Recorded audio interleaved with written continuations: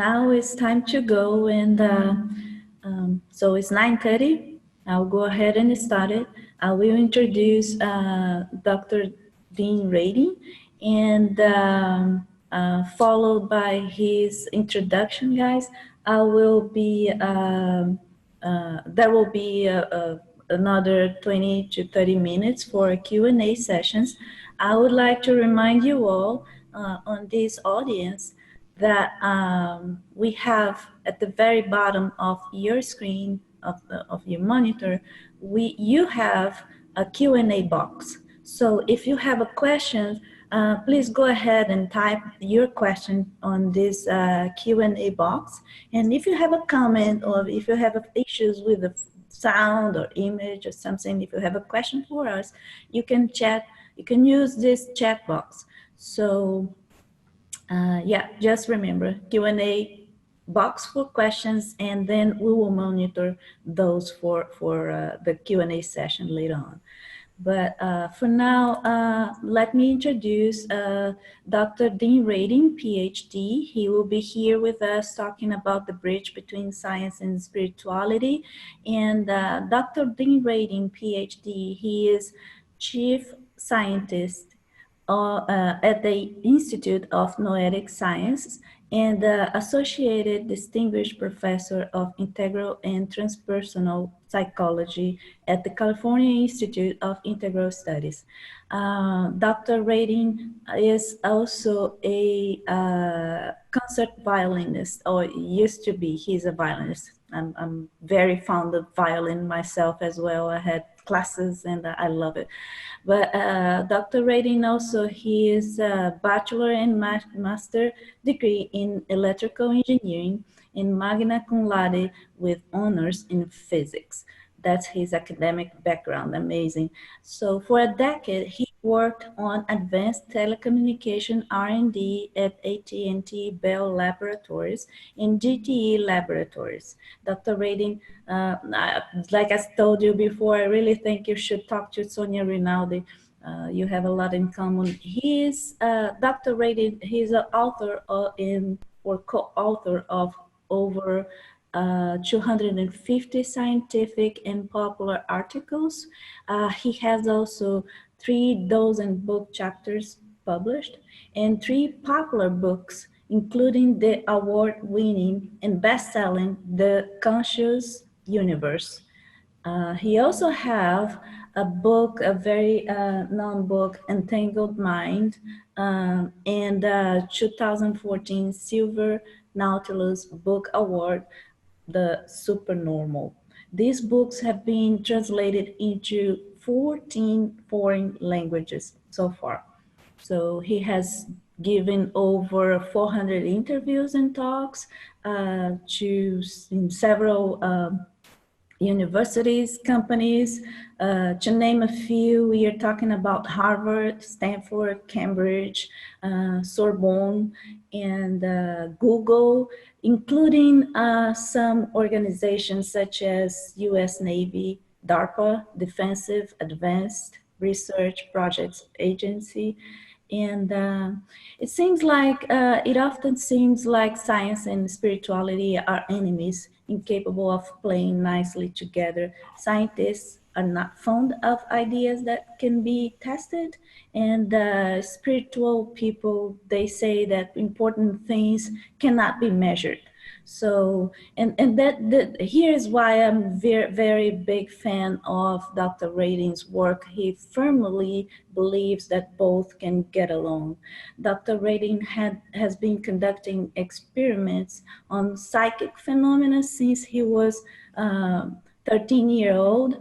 I Googled that, and I found that very interesting. So, and that is an interest that led to appointments such as at Princeton University, University of Edinburgh, and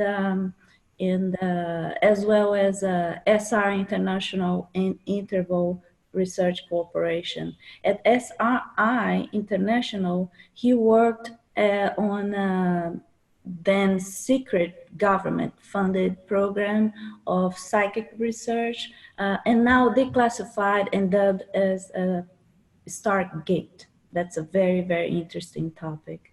So, ladies and gentlemen, with you, Dr. Radin. Oh, but before we start, I must say that we are going to do an online raffle, and we will. We are talking about this book over here, Entangled Mind, from Dr. Rating, and later on we will communicate who is the lucky one that will have those books. So we will do a raffle, we'll select the name, and then we will send it to you. Please, Dr. Rating, go ahead. I hope I did a good job introducing you. You have lots of credentials. I just named a few. Yes, thank you for that introduction. That introduction, the bio is probably 5 years old now. So more publications, more talks, and a new book, which came out called Real Magic. That's my fourth popular book. And it is that book that will be largely the point of today's talk. So let me share that screen. Share this. So do you see this slideshow now? Yes, we can. Okay. So I'm talking about the bridge between science and spirituality. There it is. There's the bridge. The question is, can we get from one side to the other? And as you see with all bridges, it's actually all connected. It just looks like there are two different sides. So that's what I'm going to deal with. So first of all, what is science? Science is a set of methods for observing and analyzing nature. There's many different disciplines, many different ways and techniques, but that's essentially what the practical side of science is. It's a way of observing, recording, analyzing nature. And it is also explanations of those observations. So that's what we would call a theoretical worldview. It's a set of theories which we use to describe the nature of reality. What is spirituality then?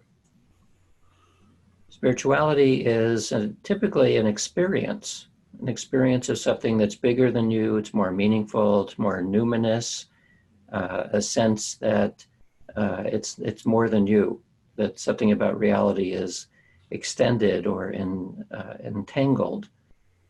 And probably most important is that these are experiences that transcend ordinary reality. This is the idea that you may have an experience that seems either hyper real, like more real than real, or something that transcends space and time. So that's typically what a spiritual experience is like. So what is the bridge?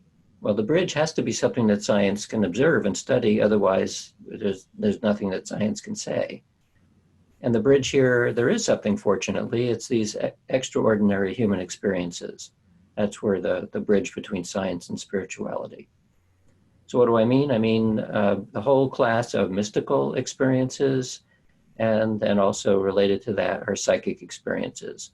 The commonality is that in a mystical experience, a person might feel one with the universe, not as an abstract idea, but as a palpable sense of oneness of the whole universe. A psychic experience is quite similar to that, except it's much more constrained. It's not feeling one with everything, but one with something which is not where you are. So it tends to be a constrained or smaller version of a mystical experience. So last March, I was on the CBS News Sunday morning show, and they did a special segment on ESP, an extrasensory perception. So the host asked me, what is ESP? So I described it as a form of perception that's unconstrained by ordinary space or time. In other words, it's a kind of perception, extrasensory perception, but it doesn't seem to come through the ordinary senses, and it reaches through space and time. So that's straightforward enough. One of the other people interviewed on that show was Annie Jacobson, who's a journalist who has specialized in secret US government projects. And so her book came out last year, and it's called Phenomena, and it's about the US government's investigations into ESP and also psychokinesis, which is mind over matter effects.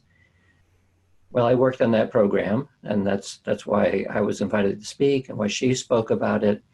And I would say that about 90% of that book describes examples where ESP was used, was deemed to be valuable for reasons of espionage.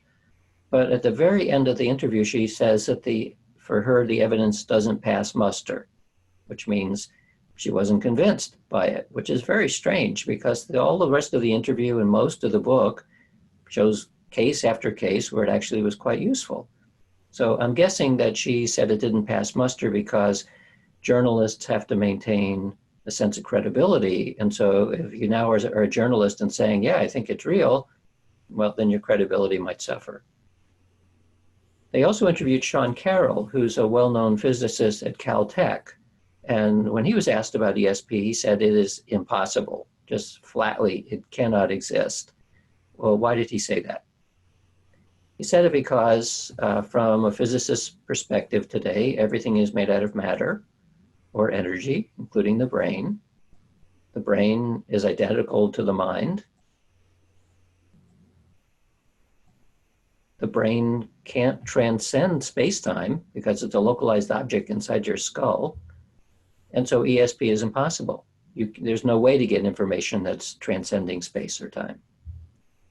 He's not the only one who says this. Here's a Nobel laureate in physics who said if there were anything to psychic phenomena, that would really be the discovery of the century.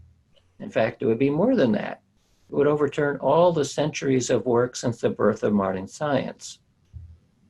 He goes on to say, we already understand why things are the way they are.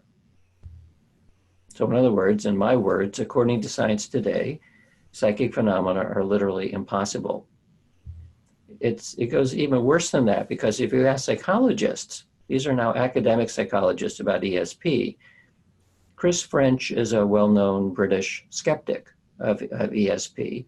He's a little bit unusual as a skeptic because he reads the literature, so he's an informed skeptic, and this is what he had to say about academic psychologists. Most psychologists could reasonably be described as uninformed skeptics, meaning that they have opinions, but they don't know what they're talking about. A minority of those psychologists could reasonably be described as prejudiced bigots where the paranormal is concerned. And so this is coming from a skeptical psychologist, not me. So I say, among other things, well, yeah, but the president of the American Statistical Association says that the experimental evidence is actually very clear and positive. So the interviewer says, well, how come Sean and Stephen don't know this? And why isn't Annie persuaded about the evidence? So that's kind of my reaction to it. I mean, when you actually do know the evidence and spend some time looking at it, as I'll show in more detail, it's very difficult to respond to somebody who actually does not know the literature, because then there's no room for debate. They simply don't know what they're talking about. So this is the reason why academics in general have the opinion that these kinds of phenomena are impossible. And that comes down to the scientific worldview. That worldview is materialism. So it assumes that everything about nature is sitting on the physical world, physics as a discipline. And from physics emerges chemistry. And from chemistry emerges biology, and from that emerges psychology. And somewhere near the very top, somehow, consciousness arises. And it's assumed to arise out of the combination of everything below it, but coming from physics itself. This idea has given rise among psychologists and among philosophers that basically human beings are zombies, that we have the appearance of being a sentient creature, but actually it's all completely mechanical and material. And so that's the zombie view of consciousness. And from that perspective, ideas like psi, which is a short term for psychic phenomena, or spirituality or magic, these are all impossible. It doesn't fit this idea of materialism. And that is what most academics, in fact, virtually all academics, are taught about materialism as the basis of reality. The problem with this is that we are dealing with a class of very common human experiences. So we did a survey among members of the institute where I work, many of whom are very interested in psychic phenomena, and then also the general population, and then scientists and engineers, to ask them, of 25 different experiences, which we gave a list, where we didn't use words like psychic. We said things like feeling of being stared at. Did you ever have that feeling? Or did you ever have a gut feeling, which later turned out to be true? And other descriptions like that, simply experiences that people have. Well, among psychic enthusiasts, 99% of them said that they had at least one of those 25 different kinds of experiences, and on average 13. So not surprisingly, these are exactly the experiences that people talk about as being psychic. Among the general population, 94% said, yeah, I've had at least one of the 25, and on average 7.7 out of 25 of these experiences. So that's quite common. Among scientists and engineers, 93%, and on average 8.7 of the 25 different experiences. All of these experiences are what we call psychic experiences because they all involve transcendence of space and time. So while the scientific worldview says that this is impossible, the fact is that the vast majority of people have experiences of this type. Among scientists and engineers, we generally learn not to talk about it because we don't know how to understand it. And it might seem like somebody might think we're going crazy. But I'm just saying then that when you survey people anonymously, the vast majority have had these experiences. And they then force us to reconsider scientific assumptions about the nature of reality.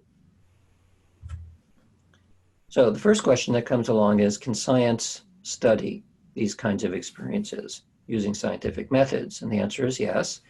And so here's a talk that was given in 2016 by the president of the American Statistical Association. Her name is Jessica Utts. She is now retired, but at the time she was the chair of the Department of Statistics, the University of California at Irvine. Statistics is an important way of thinking about the evidence here, the scientific evidence, because the role of statistics is to properly evaluate data. So Jessica had spent years looking at the data on psychic phenomena. And so she said, as part of her presidential address to statisticians, the data in support of precognition and possibly other related phenomena are quite strong statistically and would be widely accepted if they pertain to something more mundane. And she went on to ask people in the audience, the statisticians, if I were to give you a lecture on the experimental data and the statistical results of psychic phenomena, would that persuade you? If you weren't previously interested in this topic, would that persuade you that the phenomena are real? Or would a single personal experience convince you? And even statisticians say that a single personal experience is much more persuasive than all of the data in the world. And this is simply part of human nature. We believe what we experience, not necessarily what we're shown. The other important development was about a year ago, in which Edsel Cardinia, who's a professor of psychology at Lund University in Sweden, he published an article in American Psychologist, which is the flagship journal of the American Psychological Association. It's a journal that publishes articles that are considered to be of importance to all psychologists. So the American Psychological Association has about 120,000 members. These are most psychology professors in the US and around the world, and many, many students. So a lead article in there was the experimental evidence for parapsychological phenomena. And he concluded that the evidence is comparable to that for established phenomena in psychology and other disciplines. In other words, his same conclusion that Jessica Utts has, that if you take a purely neutral scientific stance and you look at the evidence, the scientific evidence for psychic phenomena, it's just as good, if not better, than anything else that we know. So I'll give one example of the kinds of experiments that we're talking about. This one is on telepathy. So a typical case might be somebody's wondering how their friend is doing, and at the same time she's wondering back. So there's some connection between the two, even though they're nowhere near each other. So this is a telepathy experiment, and in the laboratory, we have two people involved, a receiver there on the left, and there'll be a sender in a moment on the right. So the receiver's job in this experiment is to get the target. Well, the target is shown there on the right. In this case, it's just a randomly selected picture. So to help the receiver, we put them under a red light. We take a ping pong ball and cut it in half. We put the halves of the ping pong ball over each eye and tell them to keep their eyes open. So all they can see is pink everywhere. And then we get headphones and we put headphones on that are playing white noise. So all they're hearing is like a shushing noise. They can't see anything, they can't hear anything. They're sitting in a comfortable chair. After a while, they can't feel anything. And this state is called a Ganzfeld, from a German word meaning whole field. And it was studied by Gestalt therapists back in the 1930s as a way of putting a person who is awake into a dreamlike condition. It happens pretty quickly. Within 10 minutes or so, you're in a very dreamlike state. And it's thought that that kind of state would be more conducive to getting a telepathic impression. So now, with the person in that Ganzfeld state at a distance, isolated, you have a sender look at the random target, and their job is to take that idea and inject it into the thoughts of the person who's in the Ganzfeld case. So the receiver in this case has no idea what the random target is going to be. The target is randomly selected, so even the sender doesn't know in advance what it's going to be. And the hope of the experiment is that the sender having this in mind, it will also come to mind in the receiver because they're told beforehand to keep each other in mind. So that's the experiment. So let's say the sender was looking at a random picture of an elephant. They're going to try to get the elephant into the other person's mind. The receiver is told to speak any impression that they get, to speak it aloud, so that we can record an ongoing stream of consciousness that's happening inside their head. So in this case, maybe they'll say, again, an animal that might be gray. Then later, about 20 minutes later, we take the receiver out of the Ganzfeld condition, bring them back to ordinary awareness. We play anything they said back to them.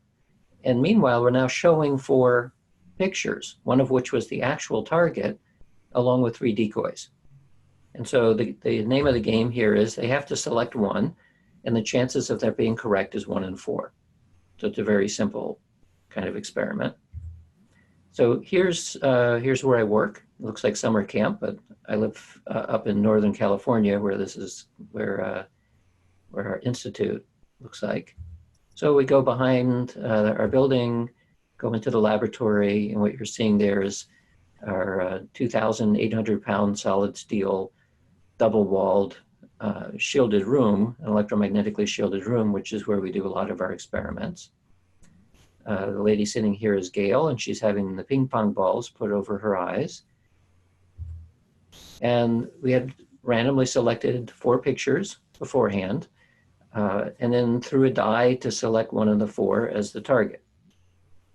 So the sender is looking at one of these 4 pictures. I'll tell you later which one he was actually looking at. So he's isolated at a distance, and meanwhile, this is what Gail is saying. So Gail is in the Ganzfeld condition, and she's saying, she's getting an impression of something with a rough texture. It's tall, looking up high, like in an art gallery or in a museum. The Yosemite kind of image of a tall rock. Yosemite is a large side of a mountain in one of the national parks in California. Monolithic, images of Mount Rushmore, another national park in the US. Half Dome, which is in Yosemite. National Park, like a big stone. So that's what the impressions that she was getting. This is about 80% of everything that she said over the course of around 20 minutes. So if you're the judge in this experiment, you see what Gail said, and you know it's one of those four pictures, which one would you select? Well, when I ask people this, most of them say, I think it's the pyramid, it's a big stone. And in fact, that's what the sender was looking at. The sender was looking at this picture and trying to inject it into Gail's thoughts. And so Gail also selected the pyramid, so this would be a hit of 1 in 4 chance in one session. So since about the 1920s, this experiment has been done many, many times, many universities and institutes around the world. And the results as of 2010, there were 122 reported experiments from 20 labs around the world and over 4,000 sessions. So Gail's example was one session, so 4,674. This is the hit rate. So chance is 25%, and each one of these dots is the average, and then the error bars show the range of confidence for each study. And if you just look at this, you can kind of eyeball that the average seems to be above chance.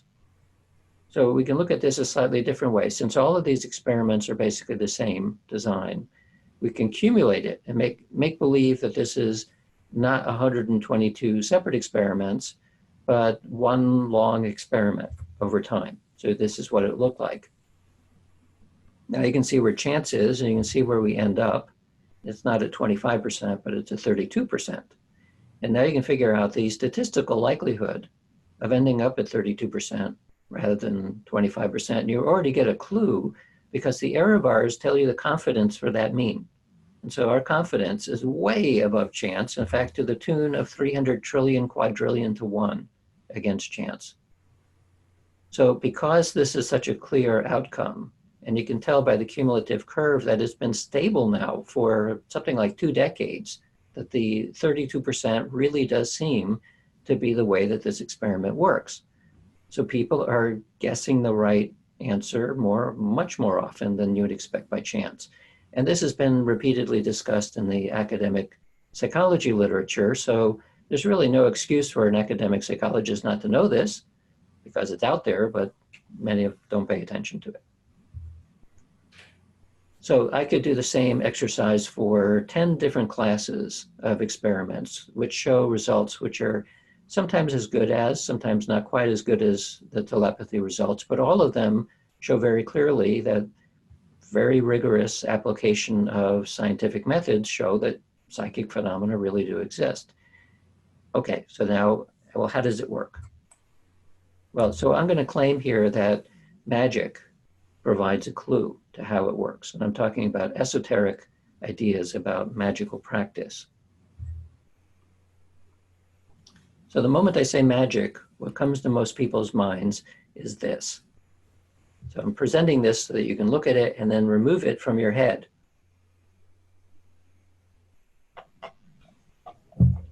You need to take these images out of your head because entertainment is a really effective way of attracting our attention.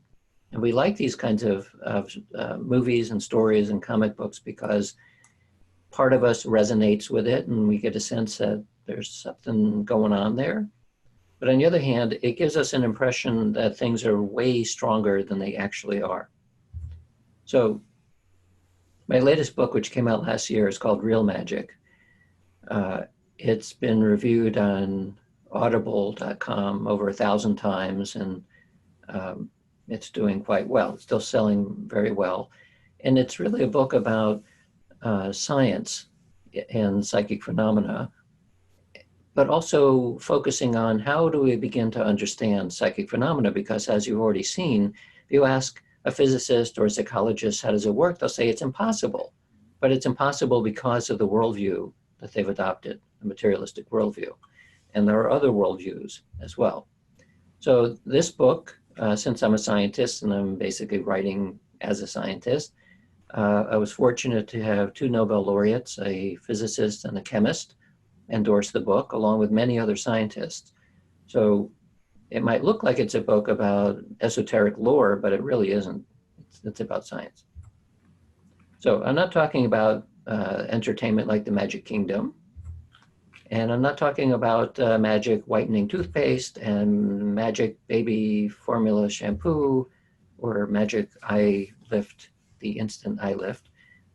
These are forms of the use of the word magic to mean something like it's awe-inspiring or amazing. I'm not talking about Harry Potter type fictional magic. I'm not talking about other kinds of fictional magic in the movies or Magic Mike. I'm not talking about fake magic either, but real magic. So what is real magic? Real magic is to the esoteric worldview as technology is to the scientific worldview. In other words, if you have a worldview, which is a set of theories and descriptions about the way that the world works, you can develop applications based on that. So modern technology or electronics and communications is an application of the scientific worldview today. And in exactly the same way, magical practice was an application of the esoteric worldview. So what is magic? It's three classes. It's divination, which the stereotype here is looking into a crystal ball, but there's tarot, there's astrology, throwing of the runes, I Ching, many different methods are used for divination. There's a practice of force of will, where you use your intention to try to influence the world at large. And then there's something called theurgy, which is communicating with spirits, the sort of thing that a medium might do. So that is magical practice. And this is true across, basically across human history. Every culture has a version of divination, force of will, and theurgy throughout history, including up to the present day. You can find these kinds of practices. So in considering those practices, it's not reasonable to throw away science today. It's been way too successful. So there's nothing wrong with it. But on the other hand, we know that these psychic phenomena exist, so something's missing. And so the challenge then is to figure out, well, what's that missing piece? What are science somehow overlooking? So this is what I set out to do in my book, Real Magic, is to look for clues that would tell us what that missing piece is. And so you can go all the way back to shamanism, the beginning of recorded history. You do find clues there about what's going on. And you find clues in the fact that Isaac Newton, who's considered the father of physics, spent much more time studying alchemy than he did studying physics. And likewise, if you look at indigenous societies all the way back to the present day, they have a different worldview about the way the universe works than modern science does.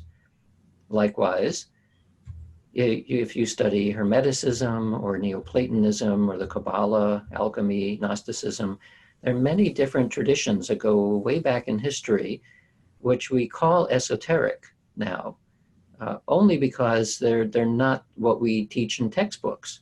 We teach it maybe in a historical sense or in a philosophical sense, but we don't teach Hermeticism as the basis of reality anymore.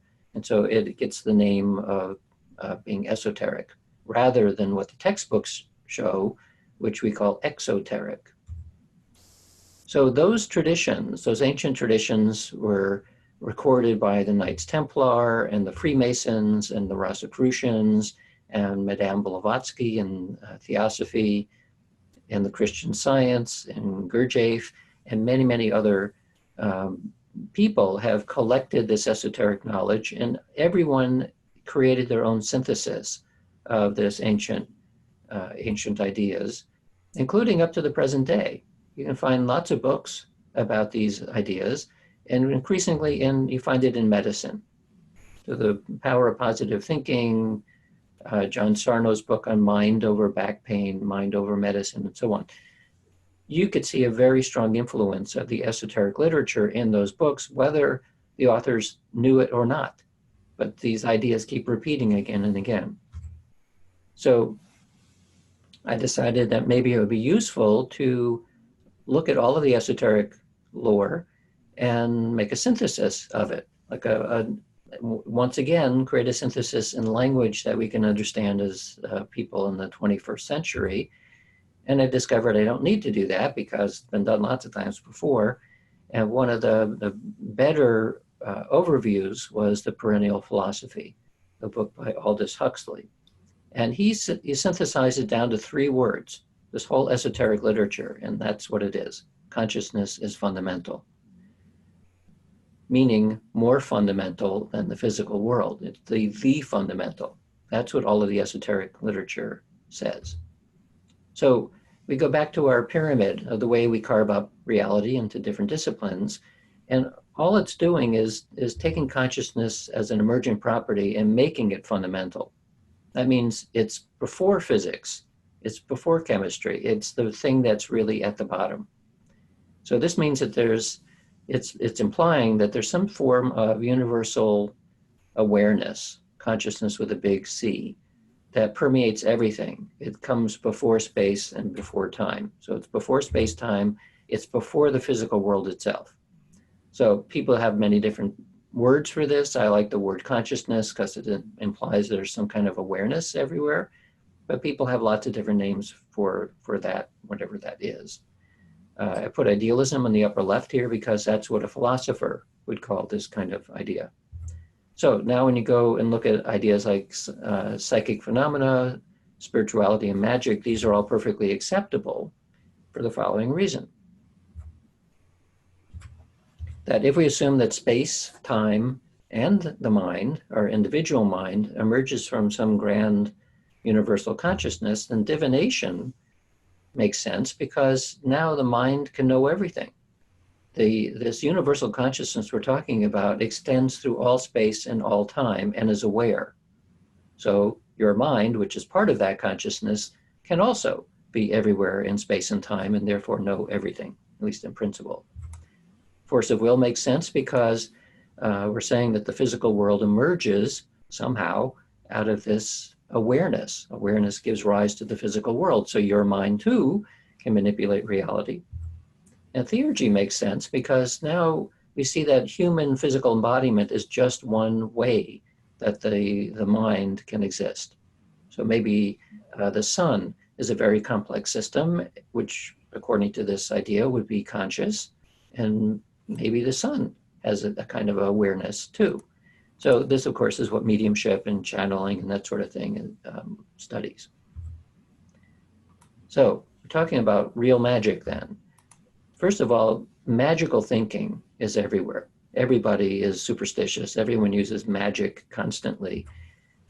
Some religious ceremonies, like this is the Eucharist ceremony in Catholicism, it is explicitly a magical practice. So religion relies on and believes completely in magic, but it also strictly bans the use of magic unless you are ordained within that religious tradition. And this, of course, has given rise to all kinds of horrible abuses from the perspective of the church, where anyone who is accused of using magic, and this still happens to the present day, is burnt at the stake, if not literally, then figuratively. Science denies real magic because it doesn't fit.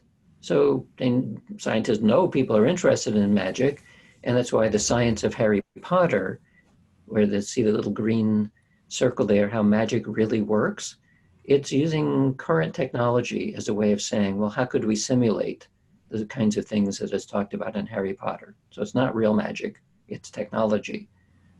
And then we have skeptics like Richard Dawkins, who's a very strong materialist, who will talk about the magic of reality, but he's talking about it from a purely materialistic perspective. Even J.K. Rowling, the author of Harry Potter, became threatened by religious people who said that she was teaching about the devil. And so she said on a TV show one time, I absolutely do not believe in the occult. Well, if you look at her books, the books are clearly she has read about the esoteric literature because the books are accurate in terms of how it's presented. So whether she believes in it or not is a different issue. I think she probably said that for exactly the same reason that a journalist would say that they don't think that the evidence for ESP is good enough. It's a matter of credibility. So in the academic world, magic is flawed or false. In religion, magic is real, but it's dangerous, so stay away from it. And in the magical traditions, I'm talking about people who practice magic, they would say, of course, magic is real, but it's beyond science. It's not possible for science to study it. Well, so much for magic. All gone. Except there's a little problem here. The problem is that we have claims of magic, which I put into these three categories, and we have 150 years of scientifically tested experiments showing that divination, power of will, and theurgy actually are real, in which case magic is real. The practice of magic is an actual real thing. So here's the 4 books that I've written on this. The sequence of the books is talking about how science studies these phenomena, what does physics have to say about it, what does the Eastern esoteric literature say, and most recently, what does the Western esoteric literature say? And I would claim that sequence, and I might do this in my next book, is talking about the future of science, because I think it's clear. When you look at thought leaders today in physics, in quantum mechanics, in mathematics, and in the neurosciences, they have a common theme. And the theme is that when you're trying to describe the nature of reality, it's about information, it's about symbolism, it's about mathematics, and it's about something that is not within the current neurosciences. For example, Christoph Koch is a very well-known neuroscientist, and this is what he said in his most recent book. I believe that consciousness is a fundamental and elementary property of living matter. It can't be derived from anything else.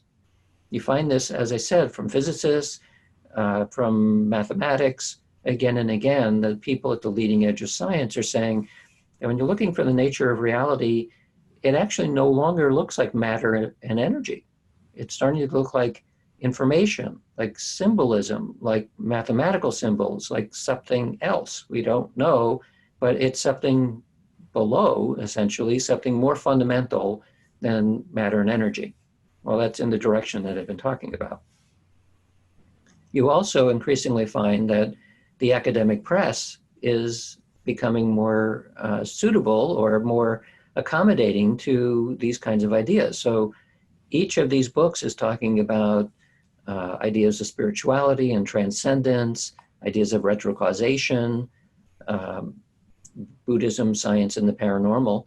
So this is new, that you'd find Columbia University Press and Oxford University Press, the American Psychological Association Press, and the American Institutes of Physics Press publishing academic books that are talking now about this leading edge of science. You find magazines like Scientific American now saying the world's smartest physicists think science can't crack consciousness. It'll remain a mystery. Another Scientific American coming to grips with the implications of quantum mechanics. The key phrase here is a primary role for mind in nature. That's new, and this was May of last year.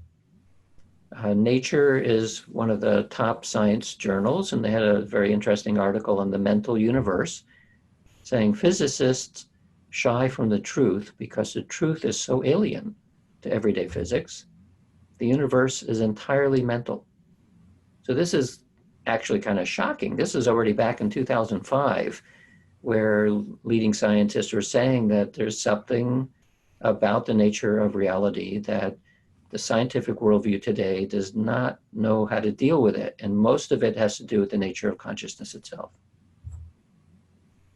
So there we are Alice in Wonderland, and we are pulling back the curtain on the nature of reality, and we're a little bit surprised to find that it looks like the Matrix.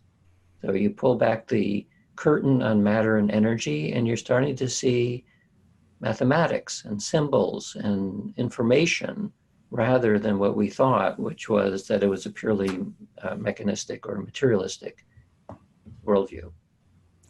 So why does any of this matter? Well, from a basic science perspective, I'm always interested in what is the nature of reality. So that has its own purpose to it. Why do we exist and what is it? But it has a very practical reason for being interested in these questions as well. And it comes down to this. Are we machines made out of meat, or are we something else? So part of us clearly is a machine made out of meat. I mean, any surgeon will tell you that we view ourselves, and certainly when they're dealing with you as a body laying on an operating table, you're a machine made of meat. What the leading edge of science is now saying in all of our studies in psychic phenomena, we're clearly something more. We have a physical body, but there's something else going on. And we had better figure out which is which, because if we're only thought of as machines made of meat, then that's a worldview that isn't very nice. So do we know enough today to make magic as reliable as modern technology? And the answer to that is not yet. Can't do it yet. There are people certainly working as psychics and people working as mediums. Those are not yet technologies. Those are still mostly subjective. And there's no objective equipment. We can't go to Walmart and buy a psychic thing. But I think we will eventually get there. Coming soon is probably not next Tuesday.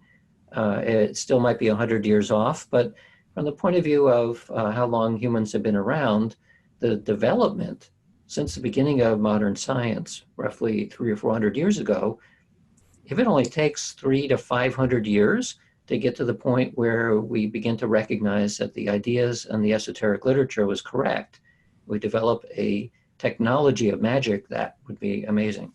And I think it will actually occur. Of course, you can't replicate my experiment. There's a secret incantation that you have to chant, and I'm not telling it to anyone. This is relevant when thinking about the challenge to science today about studying things like magic or psychic phenomena, that it's not psychology and it's not physics, it's a combination of both.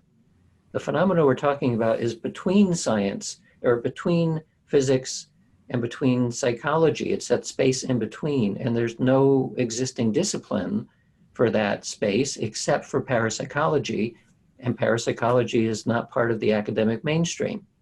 So I think eventually it will be. It probably will get a different name by then, but that's the space that we're talking about, between physics and psychology. As Arthur C. Clarke once said, any sufficiently advanced technology is indistinguishable from magic. Eventually, we will understand magic as a technology, and then at that point, it will be quite advanced. But technology and magic will look the same. Okay, so now it's question time. So I will stop the sharing, and we can go back over here. That's brilliant, brilliant presentation. Thank you so much, Dr. Radin. We have several feedbacks over here. Everybody's so thrilled with all that you shared, all the knowledge. Congratulations, very good presentation. I guess the first question that I have over here, let me pull this a little quick. Yeah, is coming from Ted. And Ted says, do you think that one of the issues is acceptance in spirits is because of what is presented by Hollywood and also a Christian view of spirits? And many decades ago, someone told me that we know today is derived from a Christian perspective of science. Well, certainly Hollywood's portrayal is, as I said, the reason why I put up that one slide showing all of the ways that Hollywood presents these ideas is because we get into our head that that's the way it is, and forget that stories are always embellishments of the way things are. So when we study these kinds of phenomena in the laboratory, in any of the categories that I had mentioned, we can see real results, we get real data, and it's under conditions that are pretty rigorous. So we know that the phenomena are real, but they tend to be relatively weak. There are people with very high talent who have much bigger effects. They tend to be somewhat rare. In this exactly the same way, though, that you find talent in sports or talent in music. Some people are world class, but they're unusual. They have special skills. So the same is true in this domain. You find sometimes mediums who are extremely good at what they do, and psychics who are extremely good, but they're unusual. They have a natural talent and they practice it and they're quite good. So the average person then, who may or may not have much talent, we still see effects, even in people who don't think about psychic stuff at all. Most of the studies where we are using subjects, like the telepathy experiments that I was mentioning, most of those subjects were college sophomores who report nothing about, they don't even think about telepathy, it doesn't occur to them, but in the experiment you can still see it. So if you start selecting out the subjects in that experiment according to ones who have reported telepathic experiences in their spontaneous real life, then you don't get a 32% hit rate, you get a 50% or even 75% hit rate. So you can definitely see that there's talent in these things. And you then take Hollywood, which gives the impression that these are very powerful effects that are everywhere. And of course, that gives us a wrong impression about what's going on. So from a scientific perspective, I don't care that the effects are pretty small. What I care about is that they're real. Yeah, that's brilliant answer. We have other questions over here, but I must ask the sequence for this is, do you think that we all have some sort of extrasensory abilities, maybe? Well, yes. Yeah, that's one of the reasons why we test ordinary people in these experiments, is to ask whether these phenomena are true in general. Is it simply part of being human? And the answer is yes. The ability follows pretty much a normal curve, the normal population curve, a bell-shaped curve. So most people are in the middle and have some ability. Some are very talented. And then there's also a fairly rare but small number of people who have no ability at all. So it's no different than, like, sports talent. But I wanted to go back for a second to the previous question, because the person asked about the role of religion, talking about Christianity, but basically about any religion. And as I mentioned in the book Real Magic, which, by the way, there's a Spanish and a Portuguese translation underway,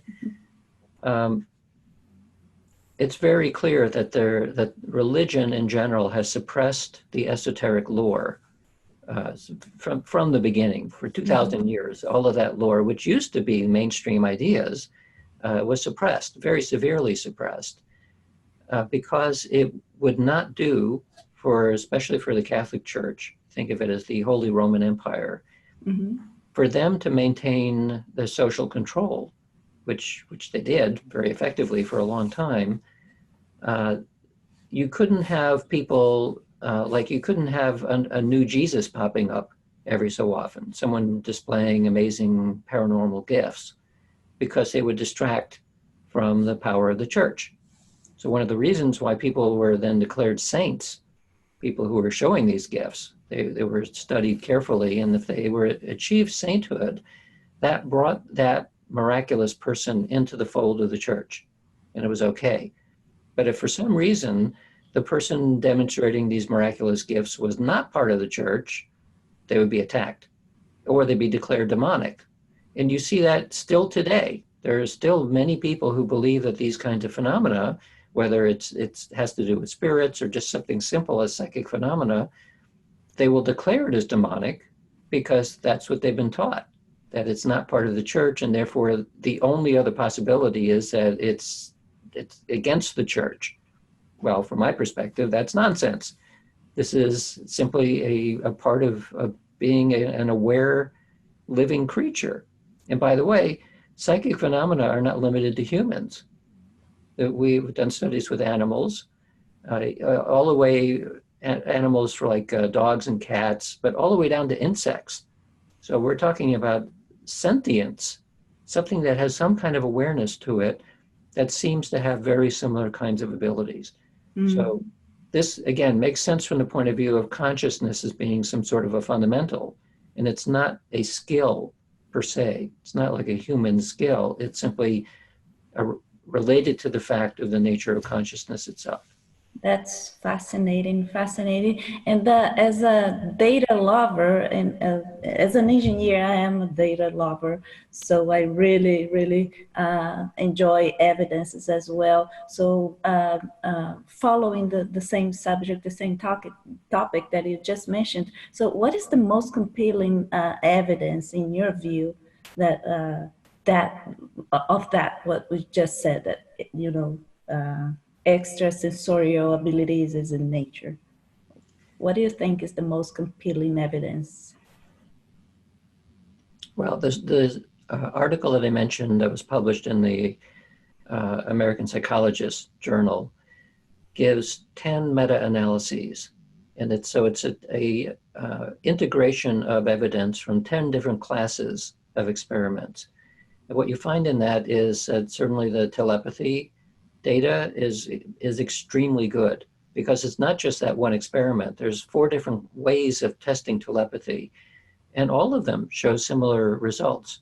So you have strong evidence within each class of experiments and converging evidence from 4 different ways of looking at it. So does telepathy exist? Yeah, it does. You can make a similar case, though, for precognition. The evidence for precognition, again, there's multiple ways of looking at it, and the evidence there is also very strong. So take your pick. Telepathy and precognition, clairvoyance also, there's very good evidence. Most researchers today believe that these are not separate abilities.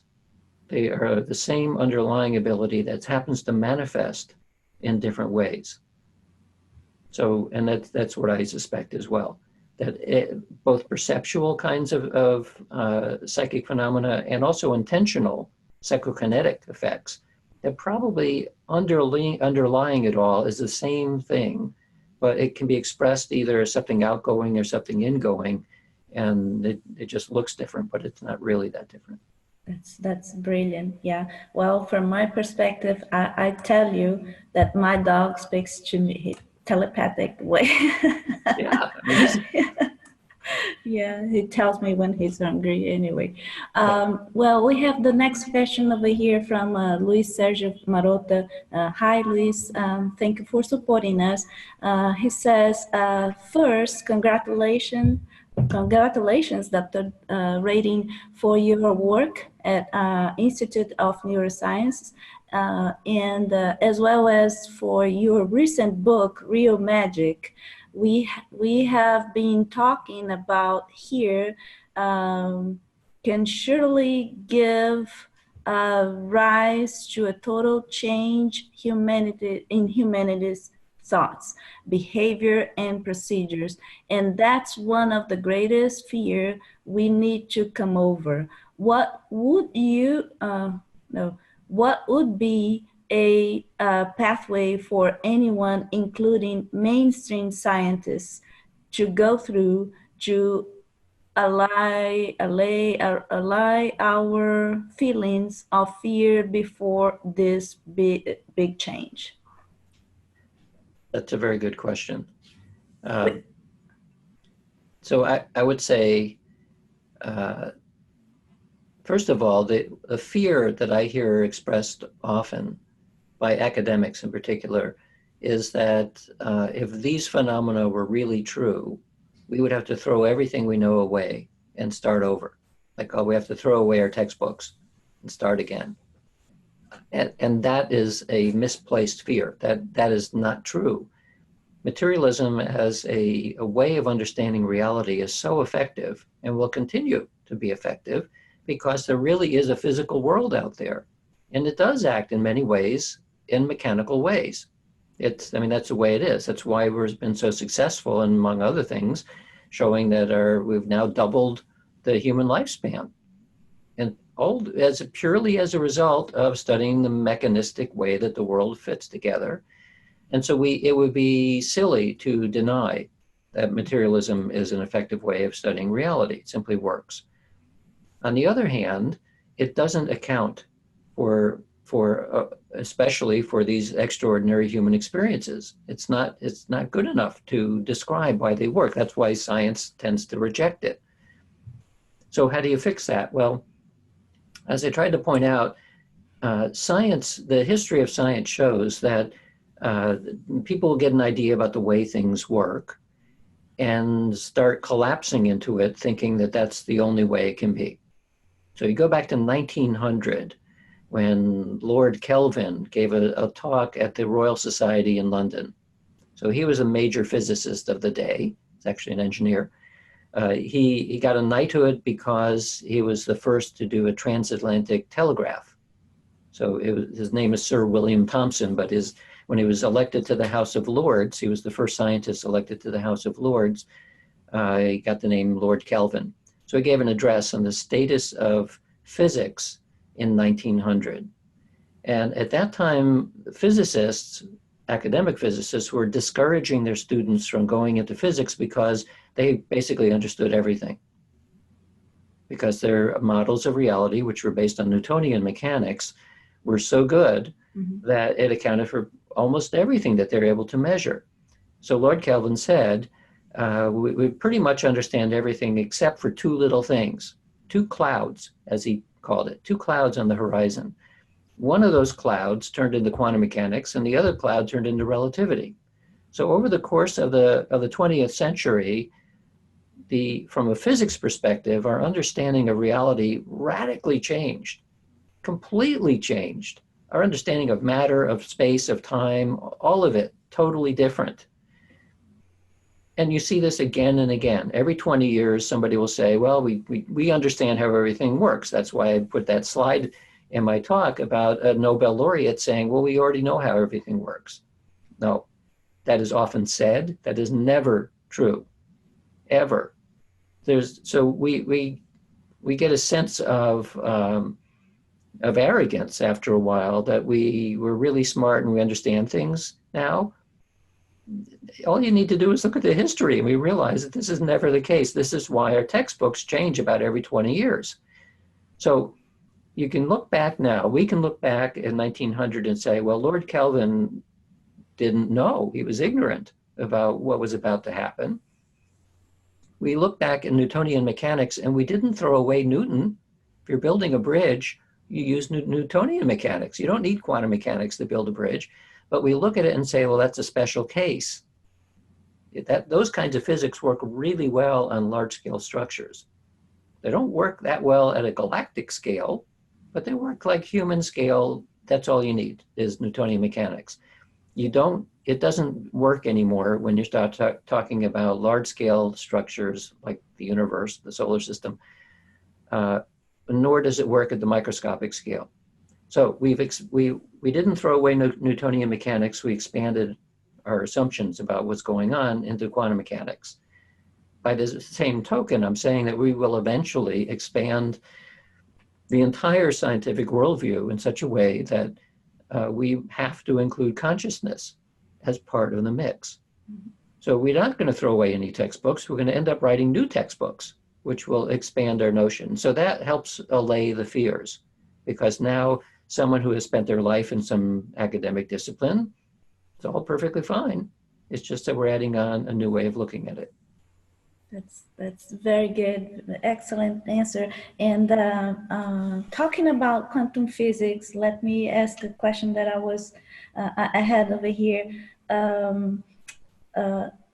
What is the opinion of the skeptical scientists whenever you talk to them, and what is their opinion about quantum physics? Because really they do not believe in, or they just believe in materialism, but hey, we have quantum physics over here. What do they think about it whenever you talk to them, or what is their argument about that? Well, there's no question that quantum physics is an accurate theory. So The question here, though, is there a relationship between quantum mechanics and psychic phenomena? That's exactly right. Yeah. Right. So is there a relationship or not? Well, it clearly is a relationship in the sense that one of the strange things about quantum mechanics is that there are effects that take place that are not bound by ordinary space or time. And you look at psychic phenomena, there are effects that are taking place that are not bound by the ordinary limits of space and time. So the question is, are those two things related or not? Related. Well, so they are related in the sense that they're both talking about the same kind of phenomena, but what most people would then want to know is, well, does quantum mechanics explain psychic phenomena? And the answer is no, it doesn't, because we don't know how to connect from the micro world that quantum mechanics is so good at describing and psychology. This is why I was saying before that the challenge presented to us is the connection between psychology and physics.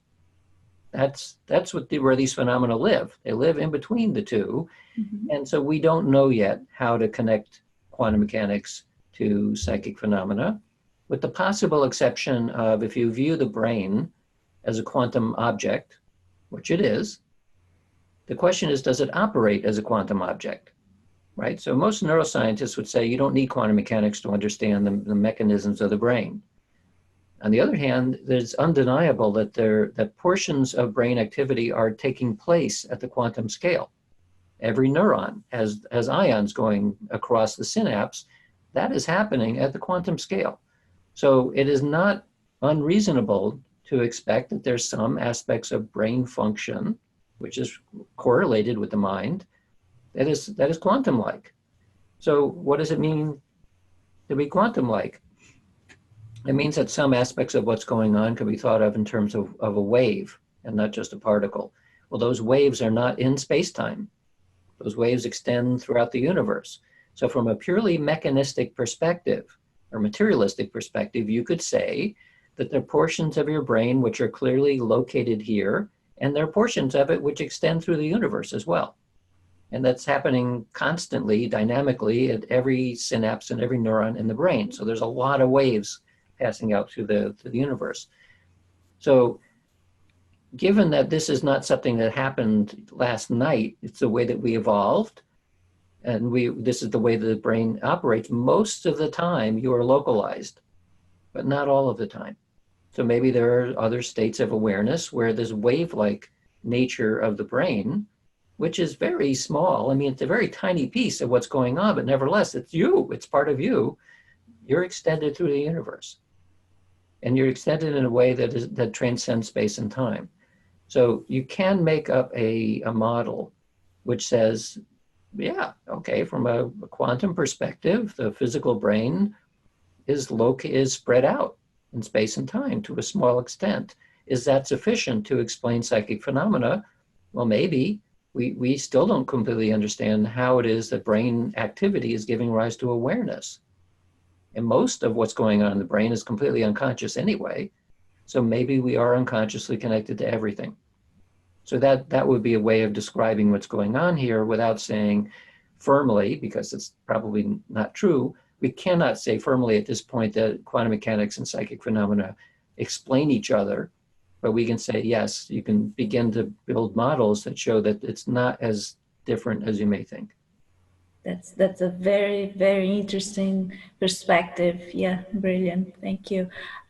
We have a question here from Ted, and he has a comment first and then a question, and he asks several famous people like Steve Jobs, Jack Ma, and Li Ka-shing meditate. It was bizarre that Steve Jobs did meditation as he lived in a pro-Christian environment. That's yeah.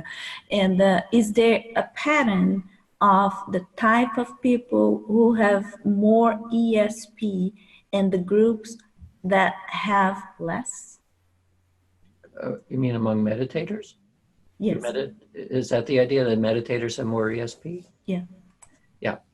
So the short answer is yes. And so in my book, Supernormal, which is talking about the Eastern esoteric traditions, it's all about yoga and meditation. And so in classical book of yoga, it's called the Yoga Sutras, written about 2,000 years ago by an Indian sage named Patanjali. the Yoga Sutras are 4 little books. So the third book is called, now I forget what it's called, but anyway, the third book is all about the siddhis. The Siddhi is a Sanskrit term which means attainment or power.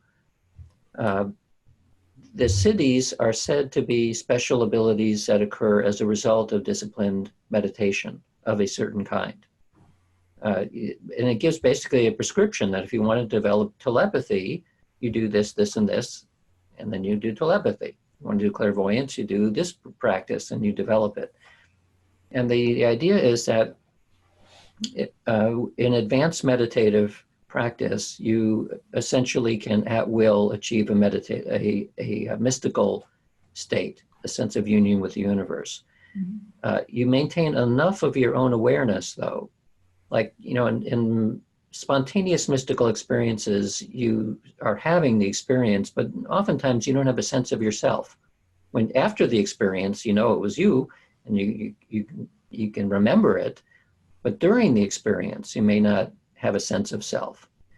Whereas the practice in the yoga practice is that you would maintain some sense of yourself. Your ego is still there. It's not very strong, but it's nevertheless, that it's you that's doing it, because you can create this mystical state at will. If you can maintain that state, you can also then do things within it. And so the practice of what's called samyama is this advanced meditative practice where you can, in the mystical state, do things, and the things that you end up doing are all called psychic in various ways. That some will be much stronger than we typically would see in a spontaneous case. And more importantly, in those states, if you're acting within a mystical state, then these phenomena are very strong and very reliable.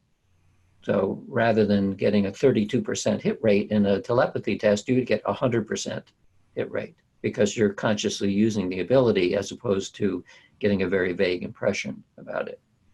So in my book, Supernormal, I talk about experiments that have tested people who meditate versus not meditate. Mm-hmm. And the meditators almost always do better. That's very good. Yeah, we have also here a question from Mike McCord, and he's asking, Dr. Radin, are you familiar with Dr. Claude Swanson's theories? He agrees with you and posits that there is a level of energy not yet measured that is communiscent in the universe. He calls it subtitle or old energy, and subtle or odd energy. Sorry, the font here is extremely small, so it's very hard to read. This would explain things specifically. Is there any research underway to discover this type of energy?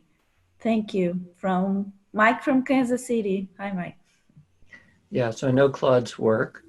Claude's a theoretical physicist, quite smart about these things, and he might be right.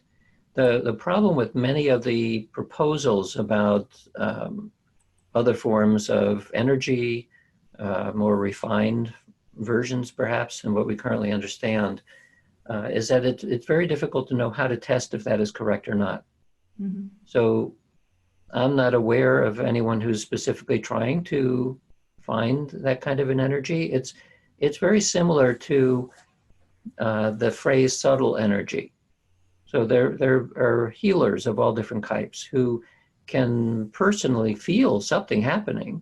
I felt it myself, that it feels very energetic, like magnetic or electromagnetic, something happening in the body. It feels strong. And yet we use all of our instruments and we don't detect anything. We can't pick up what that is. So until we do develop an instrument that can reliably pick up this energy or whatever it is, it remains outside the realm of science to actually test it. So it probably is real because we can feel something. And there are a couple of instruments that people are beginning to use now, but they're not mainstream instruments yet that everybody accepts. Since I'm an experimentalist, I would love to be able to test these things with some kind of a probe or instrument or something, but I don't, we use the best that we can. And mostly what we end up with are pretty vague measurements, fairly weak measurements. Okay, thank you. Another question, yeah, from Ted is, do you meditate? There have been periods where I was very religiously meditate, yes, in a disciplined way. And on and off since 1970, so almost 50 years now. But I go through phases where for a matter of months or a year, I will meditate every day, sometimes multiple times over the day. And then something happens and I get busy and I drop it for a while. So I've been doing that for many, many years, on and off. Okay, and are you familiar? Probably you are, yeah, more than likely. But what is your opinion on the work from Dr. Andrew Newberg about the brain waves and his experiments? Yeah, so he's studying mystical states and meditative states. He's been ahead of the pack in the sense that now there are so many studies on meditation of various types, mostly mindfulness meditation, because it's become so popular and successful.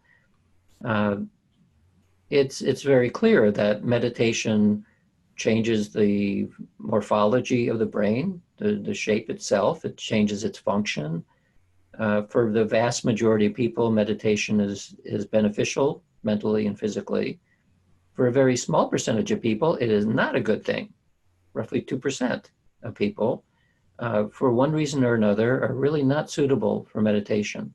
It's difficult to know beforehand who's going to be good and who's not good, but if 98% of the population can benefit from meditation, then that's why it's being used. It's simple, it doesn't cost anything, and it works.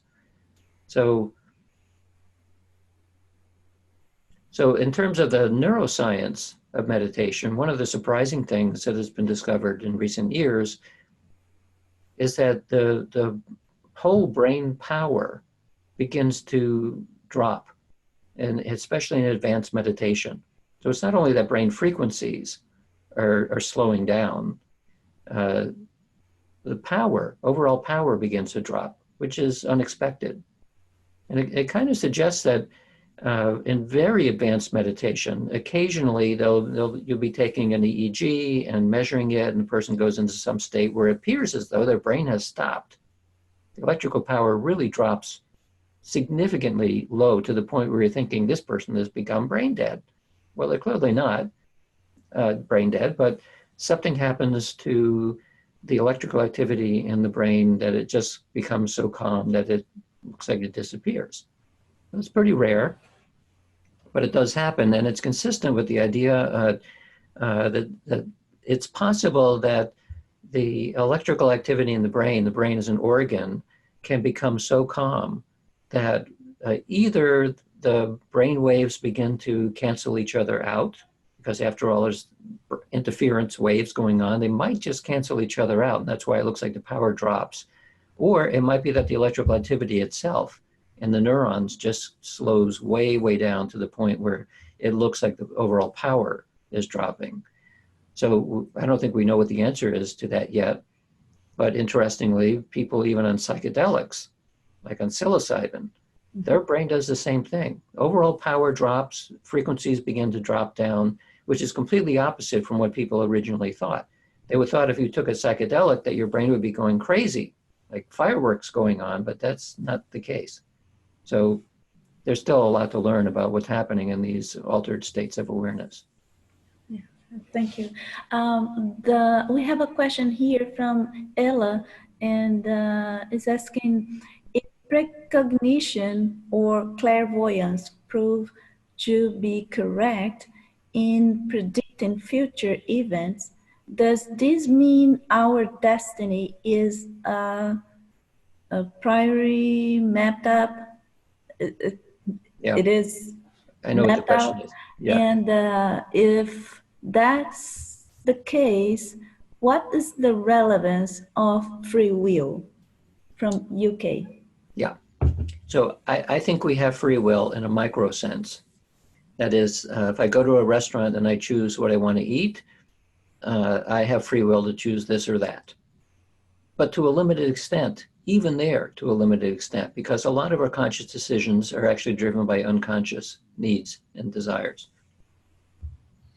In a large scale sense, our lives unfold not in a deterministic way, because we can make these little decisions along the way that are like steering us on a boat, but we are largely determined by who our parents are and the context in which we're born and the context of history where we are and what country we're born in. All of these are very strong currents.